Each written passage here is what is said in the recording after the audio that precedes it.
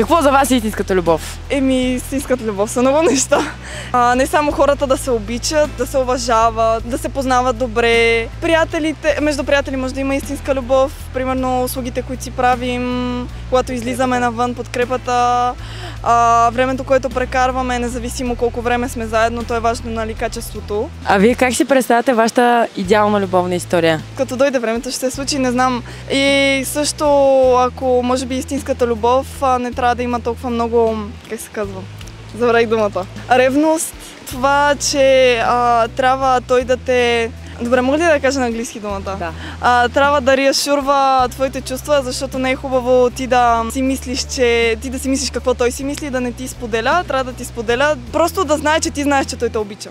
На кино за първа среща или някъде навънка на кафе, ресторант? Навънка на кафе. Да, и на мен навънка на кафе, защото на киното може да ти стане лошо. Подаряваме ви едно бижу от нас, може да се гледате в профила ни на Бирсе, в TikTok.